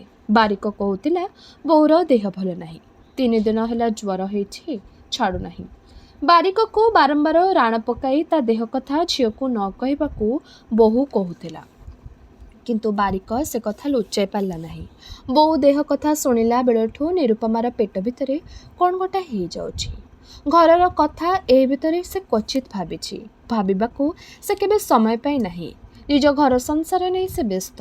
ନିଜର ଶାଶୁ, ନିଜର ସ୍ୱାମୀ, ପରିବାରର ଜଞ୍ଜାଳରେ ସେ ନିଜକୁ ଭୁଲିଛି ମଧ୍ୟ ନିଜ ବାପା, ମା, ସାଙ୍ଗସାଥୀମାନଙ୍କୁ। କିନ୍ତୁ ଆଜି ବୋଉ ଦେହ କଥା ଶୁଣି ଆଖିରେ ତାର ଲୁହ ଥୟ ହେଉନାହିଁ। ମନ ଗୋଳେଇ ଘାଣ୍ଟି ହେଉଛି। ବୋଉର ଦୁଃଖ କଷ୍ଟ ସେ ଜାଣେ। ତାକୁ ପାଠ ପଢ଼ାଇବା ପାଇଁ ତାର ତ୍ୟାଗ ନିଷ୍ଠା ସେ ଭୁଲିବନିବ ନାହିଁ। ଅଥଚ ବୋଉ ପାଇଁ ସେ କ'ଣ କଲା? ତା ରୋଗ ଦୁଃଖରେ ବି ସେ ତା ପାଖରେ ଠିଆ ହୋଇପାରିଲା ନାହିଁ। ଝିଅ ଜନ୍ମ ପରଘରକୁ। ନିରୁପମା ପରକୁ ଆପଣାର କରିବାର ସାଧନା କରୁଛି। ଯେଉଁମାନେ ତାକୁ ରକ୍ତ ଦେଇ ବଢ଼ାଇଥିଲେ ସେମାନଙ୍କ କଥା ସେ ଭୁଲିଛି। ଆଜି ସେଥିପାଇଁ ତା ମନରେ ଶୋଚନା ନାହିଁ।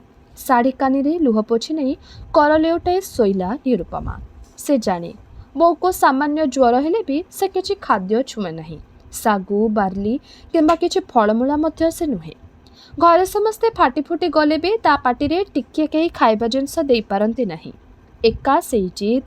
ରାଣ ପକେଇଲେ ବୋଉ ଶାଗୁ ପିଏ, କମଳା ପାଖୁଡ଼ାଏ ପାଟିରେ ଦିଏ। ବୋଉ ସବୁ ସହିପାରେ। ନିରୁପମାର ରାଣ ସହିପାରେ ନାହିଁ। ପଥ୍ୟ ଖାଇସାରି କହେ, ମୁଁ ତୋ ବୋଉ ନୁହେଁ, ତୁ ମୋ ବୋଉ। ନାଇଲୋ ନିରୁ। ନିରୁପମାର ସେସବୁ କଥା ଆଜି ଗୋଟି ଗୋଟି ହୋଇ ମନେ ପଡ଼ୁଛି। ବେଶୀ ଗୋଳେଇ ଘାଣ୍ଟି ହେଉଛି ମନ। ଆହା, ବୋଉକୁ ଆଜି ରାଣ ପକାଇ କିଏ ଶାଗ ପିଆଇ ଦେଉଥିବ, କମଳା ପାଖୁଡ଼ା ଛଡ଼େଇ ବଳେଇ ଖୁଆଇ ଦେଉଥିବ। କେହି ନୁହେଁ। ବୋଉ କାହାରି କଥା ମାନୁନଥିବ। ବୋଉର ବୟସ ଯେତିକି ଯେତିକି ବଢ଼ୁଛି ସେ ସେତିକି ପିଲା ହେଇଯାଉଛି। ସେ ତ ତାକୁ ଝିଅ ଜନ୍ମ ଦେଇଥିଲା। ସେ ଆଉ ପୁଅ ନୁହେଁ ତ? ସେ ସବୁଦିନେ ତା ପାଖେ ପାଖେ ଥାଆନ୍ତା କେମିତି? ଯିବ କି ଟିକିଏ ସେ ବୋଉକୁ ଦେଖି ଆସିବା ପାଇଁ? ମନ ଡହଳ ବିକଳ ହେଉଛି।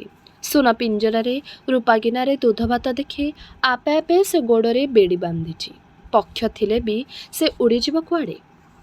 ବୋହୂ ଡାକ ନୁହେଁ, ବଜ୍ର ବାଟୁଳି ଭଳି କଥା ପଦକ ଶାଶୁଙ୍କ କଣ୍ଠରୁ ବାହାରି ଆସିଲା ଭଳି ବୋଧ ହେଲା ନିରୁପମାକୁ। କାନିରେ ଲୁହ ପୋଛି ନେଇ ସେ ପଲଙ୍କକୁ ଉଠି ବସିଲା। ପଚାରିଲା, ମୋତେ ଡାକୁଛନ୍ତି? ହେମାଙ୍ଗିନୀ ନିରୁପମା ପ୍ରଶ୍ନର ଉତ୍ତର ନ ଦେଇ ଆହୁରି ପ୍ରଶ୍ନ କରି ବସିଲେ। ମୋ ହାତ ବାକ୍ସରୁ 500 ଟଙ୍କା ନେଇ ତୁ ଯାଇଛୁ? ଟଙ୍କା? 500 ଟଙ୍କା ମୋର କ'ଣ ହେବ? ରହସ୍ୟର ସେ ଅବରୁଦ୍ଧ ଦୁର୍ଗ ମଧ୍ୟରେ ପ୍ରବେଶ କରି ନ ପାରି ନିରୁପମା ନିର୍ବୋଧଙ୍କ ଭଳି ଉତ୍ତର ଦେଲା। ଆହା, ଟଙ୍କା କ'ଣ ହୁଏ ପଣ୍ଡା ଘରର ଝିଅ ଜାଣେ ନାହିଁ? ଲଫାପାରେ ପୁରାଇ ବାରିକ ହାତରେ ବାପା ମାଆଙ୍କୁ ପଠାଇଲା ବେଳକୁ ହଁ, ମୁଁ ସିନା ମେ ପଢ଼ି ନାହିଁ। ଆଲୋ ଝୁଅ, ହେଲେ ମୋର ଆଖି ତ ଅଛି। ଆଚାର୍ଯ୍ୟ ଘରର ବୋହୂ ମୁଁ, ଖାନଦାନୀ ଘରର ଝିଅ। ଏ ଛଳ ଛଦ୍ରମ ମୋତେ ଜଣା ନାହିଁ। ଆରେ, ଠାକୁର ଘର ଭିତରେ ପଶି 500 ଟଙ୍କା ଚାହୁଁ ଚାହୁଁ ନିରୁପମା ବିସ୍ମୟରେ ବିମୁଢ଼ ହୋଇଗଲା। ଆକୁଳ କଣ୍ଠରେ କହିଲା, ବୋଉ, ମୁଁ କିଛି ଜାଣି ନାହିଁ, କିଛି ବୁଝି ନାହିଁ। ଟଙ୍କା କ'ଣ? ହେମାଙ୍ଗିନୀ ଗର୍ଜନ କରି ଉଠିଲେ, ଆଉ ଭଲେଇ ହନା କହୁଛି। ବୋଉ ବୋଉ ମୋତେ ଡାକନା। ମୋର ଆଖି ଆଗରେ ଗାଁ ମାଇପଙ୍କ ସାଙ୍ଗରେ ତୋର ଟଙ୍କା କାରବାର ଚାଲିଛି। ତାକୁ ସହିଛି ନିର୍ମଳ ମୁହଁକୁ ଚାହିଁ। ହେଲେ ଠାକୁର ଘରେ ପଶି ଚାବି ଆଣି ମୋ ହାତ ବାକ୍ସରୁ ଅନହୁତେ 500 ଟଙ୍କା? ହେ ଭଗବାନ! ରାଧାମାଧବ, ସେ ଟଙ୍କା ଯାହା ପାଖକୁ ଯାଇଛି ତାଙ୍କ କୂଳ ବୁଡ଼ିଯାଉ। ନିଜ ବାପା ବୋଉଙ୍କୁ ଲକ୍ଷ୍ୟ କରି କୂଳ ବୁଡ଼ିବା ଅଭିଶାପ ଯେ ଶାଶୁ ଦେଉଛନ୍ତି ସେ କଥା ବୁଝିବାକୁ ନିରୁପମାର ଆଉ ବିଳମ୍ବ ହେଲା ନାହିଁ। ତାକୁ ଚାରିଆଡ଼ ଅନ୍ଧାର ଦିଶିଲା। ବୋଉର ଜ୍ୱର ରୁଗ୍ଣ ଶୁଖିଲା ମୁହଁଟି ଭାସି ଉଠିଲା ତା ଆଖି ଆଗରେ। ଛୁଟି ଆସି ସେ ଶାଶୁଙ୍କ ପାଦ ଧରି ପକାଇଲା। କହିଲା, ମୋତେ ଯାହା ଅଭିଶାପ ଦେଉଛନ୍ତି ଦିଅନ୍ତୁ ପଛେ, ମୋ ବାପା ବୋଉଙ୍କୁ କିଛି କୁହନ୍ତୁ ନାହିଁ। ନିର୍ଦ୍ଦୋଷ ସେମାନେ। ନିରିଦୋଷ? କ'ଣ କହିଲୁ? ସବୁ ଦୋଷ ମୋର? ମୁଁ ଜାଣେ। ସେମାନେ ମୋ ପୁଅକୁ ଶିଖାଇ ଔଷଧ କରି କଟକି ଡାହାଣୀ ବେକରେ ତାକୁ ଛନ୍ଦି ଦେଲେ। ମୁଁ ବୁଝିଲିଣି, ଜାଣିଲିଣି।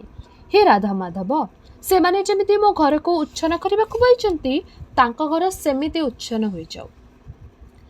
ଯେଉଁ ହାତରେ ନିରୁପମା ଶାଶୁଙ୍କ ଗୋଡ଼କୁ ଜାବୁଡ଼ି ଧରିଥିଲା, ଶାଶୁଙ୍କ ଆକ୍ଷେପ ଅଭିଶାପ ଶୁଣି ସେ ହାତ ମୁଠାର ବନ୍ଧନ ତାର ଶିଥିଳ ହୋଇ ଆସିଲା। ଏକ ଆହତ ଅଭିମାନରେ ଭରି ଉଠିଲା ତାର ମନ। ଶାଶୁଙ୍କ ପାଦ ଛାଡ଼ି ଦେଇ ସେ ଉଠି ଠିଆ ହେଲା। ରାଗ ଘୃଣାରେ ଥରି ଥରି ଉଠିଲା ତାର ସମଗ୍ର ଦେହ। କ୍ରୋଧରେ ଆରକ୍ତ ହୋଇ ଉଠିଲା ମୁଖମଣ୍ଡଳ।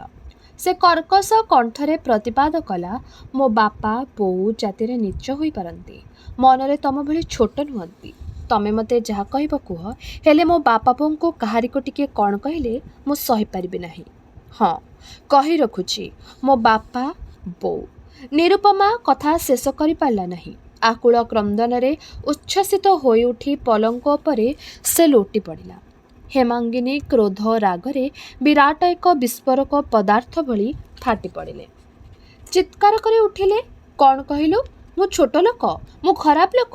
ଆଲୋ ସାଇ ମାଇପେ ଶୁଣିବ ଆସ, ଏ ଡାହାଣୀ ମୋତେ କ'ଣ କହୁଛି?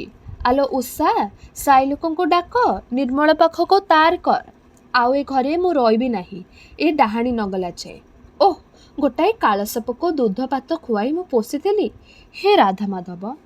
ହେମାଙ୍ଗିନୀଙ୍କ ଗର୍ଜନ, ଚିତ୍କାର ଆଉ ନିରୁପମାର ଆଖିର ଲୁହରେ ଆଚାର୍ଯ୍ୟ ପରିବାରର ଭାଗ୍ୟ ଆକାଶରେ ଅଶାନ୍ତିର ମେଘମାଳା ପୁଞ୍ଜୀଭୂତ ହେବାକୁ ଲାଗିଲା।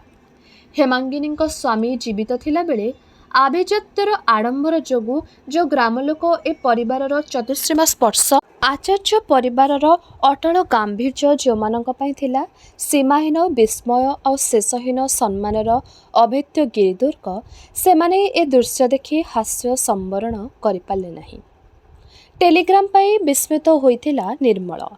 ତାପରେ ତା ଦୁଇ ଓଠ ଫାଙ୍କରେ ଚେନାଏ ଚୋରାହସ ଚହଲି ଆସିଥିଲା। ନିରୁପମାକୁ ପାଖକୁ ଆଣିବା ପାଇଁ ମିସ୍ ବାନାର୍ଜୀଙ୍କୁ ଅସ୍ତ୍ର କରି ସେ ଯେଉଁ ପତ୍ର ଲେଖିଥିଲା, ତା ହୁଏତ ଲକ୍ଷ୍ୟସ୍ଥଳରେ ଆଘାତ କରିଛି।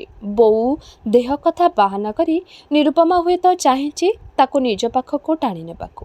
କିନ୍ତୁ ଘରେ ପହଞ୍ଚି ନିର୍ମଳର ଭ୍ରମ ଭାଙ୍ଗିଗଲା। ବୋଉ ଅସୁସ୍ଥ ନୁହେଁ ସତ, ହେଲେ ପରିବାରର ସୁଖ ସମୃଦ୍ଧି, ଆଭିଜାତ୍ୟ ସବୁକିଛି ଅସୁସ୍ଥ ହୋଇପଡ଼ିଛି।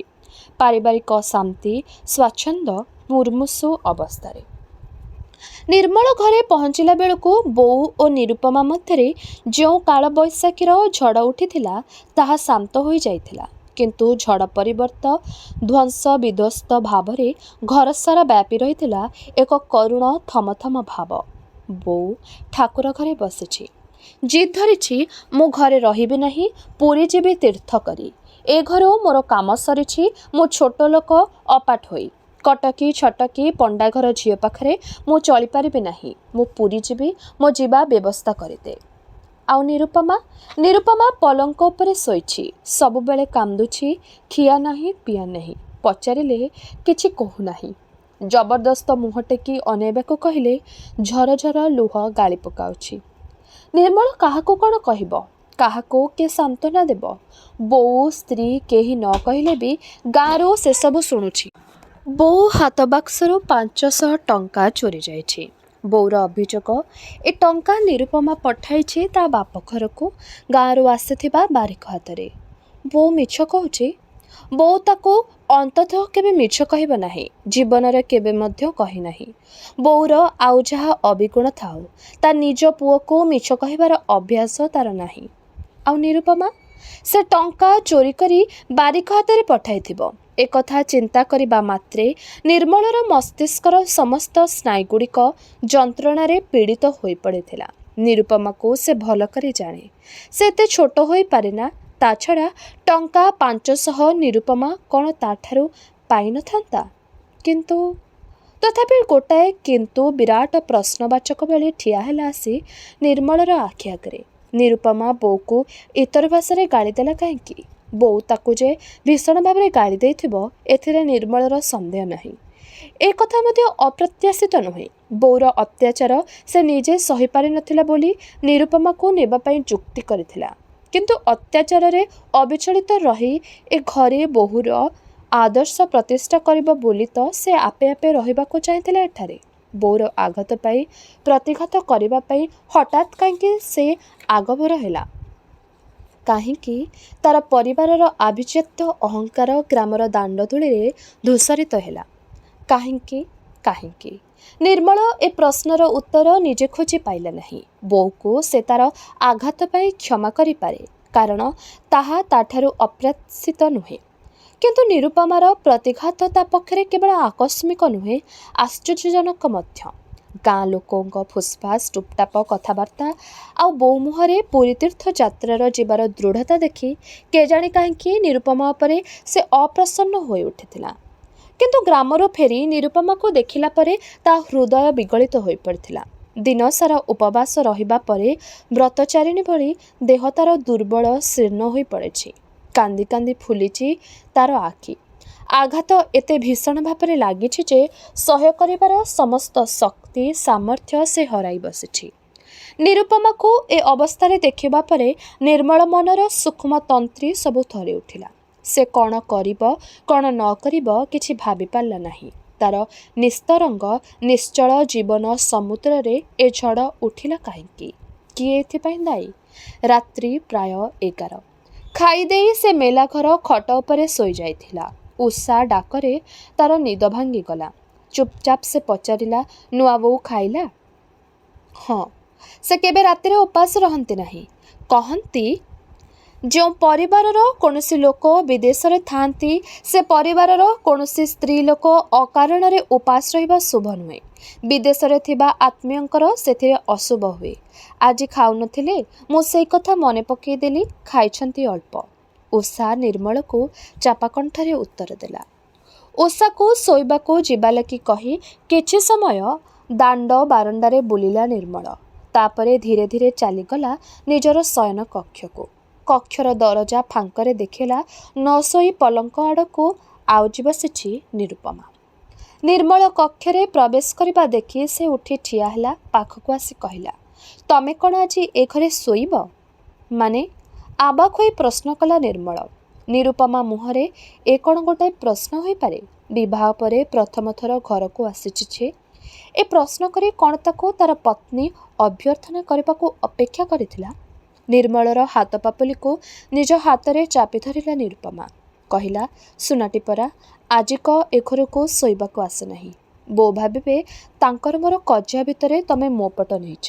ସେ ପୁରୁଣା କାଳିଆ ଲୋକ, ତମେ ଆଜିକ ମେଲାଘରେ ଶୁଅ। ବୋଉ ବୁଝନ୍ତୁ ମୁଁ ତୁମକୁ ଔଷଧ କରେ ନାହିଁ। କୌଣସି କଥାରେ ତମେ ମୋତେ ସମର୍ଥନ କରି ତାଙ୍କ ଅମାନ୍ୟ କରୁନାହଁ। ବାହା ହେଲା ପରେ ମୋ ଠାରୁ ତମେ ତାଙ୍କୁ ବେଶୀ ସମ୍ମାନ କରୁଛ, ଏ କଥା ସେ ବୁଝନ୍ତୁ। ଆପେ ଆପେ ତାଙ୍କର ରାଗ ପାଣି ଫାଟିଯିବ। ଦୟାକରି ମୋତେ ଭୁଲ ବୁଝ ନାହିଁ।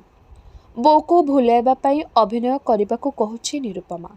ନିର୍ମଳର ସମସ୍ତ ବୋଧଶକ୍ତି ନିରୁପମା କଥା ଶୁଣି ନିଷ୍ପନ୍ଦ ହୋଇଗଲା। ଆଉ ମୁହୂର୍ତ୍ତେ ମାତ୍ର ଅପେକ୍ଷା ନ କରି ସେ ଫେରି ଆସିଲା ମେଲାଘରକୁ। ଶଙ୍କିତ ଉଦ୍ବିଗ୍ନ ହୃଦୟରେ କବାଟ ବନ୍ଧକୁ ଧରି ନିରୁପମା ଲକ୍ଷ୍ୟ କଲା ତାର ଭଲ କଥାକୁ ଭୁଲ ବୁଝି ସଶବ୍ଦରେ ଫେରି ଯାଉଛନ୍ତି ନିର୍ମଳ। ତାର ମନର କଥା ବୁଝାଇବାରେ କେଉଁଠି ହୁଏତ ଭୁଲ ହୋଇଗଲା। ପରଦିନଠାରୁ ସେ ଯାହା ଭଲ କରିବାକୁ ଚାହୁଁଛି ସବୁ ଭୁଲ ହୋଇଯାଉଛି। ପୁଣି ପଲଙ୍କ ଉପରକୁ ଆସି କାନ୍ଦି କାନ୍ଦି ଲୋଟି ପଡ଼ିଲା ନିରୁପମା। ନିର୍ମଳର ମଧ୍ୟ ସୁନିଦ୍ରା ହେଲା ନାହିଁ। ନିରୁପମା ଦିନକୁ ଦିନ କେମିତି ନିର୍ବୁଦ୍ଧ ହୋଇପଡ଼ୁଛି। ତାର ଯେ ମନ ଅଛି, ହୃଦୟ ଅଛି, ସେ କଥା ଟିକିଏ ହେଲେ ବୁଝିବାକୁ ଚେଷ୍ଟା କରୁନାହିଁ। ଅଥଚ ବାହା ହେବା ଆଗରୁ ତା ମନର ଟିକିଏ ନିକିଏ ସମ୍ବାଦ ରଖିବା ପାଇଁ ଥିଲା ତାର କି ଗଭୀର ଉତ୍କଣ୍ଠା। ବାହା ହେଲା ପରେ ଝିଅମାନେ କ'ଣ ସତରେ ବଦଳି ଯାଆନ୍ତି? ନିରୁପମା କ'ଣ ସତରେ ବଦଳି ଯାଇଛି? ନିର୍ମଳ ଭାବିଲା, କିଛି ସମାଧାନ ଖୋଜି ପାଇଲା ନାହିଁ। ଏ ଘର, ଏ ପରିବାର, ବୋଉ, ନିରୁପମା, ପ୍ରେମ ବିବାହ ସବୁ ତାକୁ ଆଜି ବିଷାକ୍ତ ମନେ ହେଲା। ରାତି ପାହି ଭୋର ହେବା କ୍ଷଣି ସେ ଗାଁ ଛାଡ଼ି ବାହାରି ପଡ଼ିଲା ବାରିପଦା। ତେବେ ଏହିଠାରେ ଶେଷ ହେଲା ଔପନ୍ୟାସିକ ବିଭୂତି ପଟ୍ଟନାୟକଙ୍କର ଉପନ୍ୟାସ ବଧୂ ନିରୁପମାର ଏହି ଭାଗଟି। ଆଗାମୀ ଅଧ୍ୟାୟରେ ଏହି ଉପନ୍ୟାସଟିର ବାକି ଅଂଶ ଗୁଡ଼ିକୁ ଆମେ ଶୁଣିବା। ରହିଲି, ନମସ୍କାର।